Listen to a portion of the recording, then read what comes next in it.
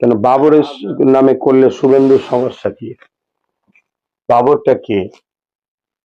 বাবর শুভেন্দুর কি ক্ষতি করেছে? কার নামে করা যাবে না যাবে এর জন্য আইন ব্যবস্থা আছে, আইন বলবে, দেশের সংবিধান বলবে।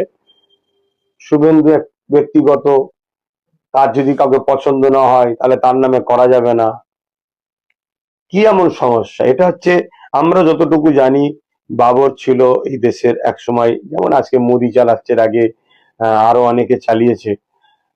তা মনমোহন সিং সাহেব তিনিও চালিয়েছেন, তার আগে আরো অনেকে চালিয়েছেন। আজকে মোদি সাহেব যেমন চালাচ্ছে আমার দেশকে, তো সেই জায়গায় বাবর একটা সময় দেশকে চালিয়েছে।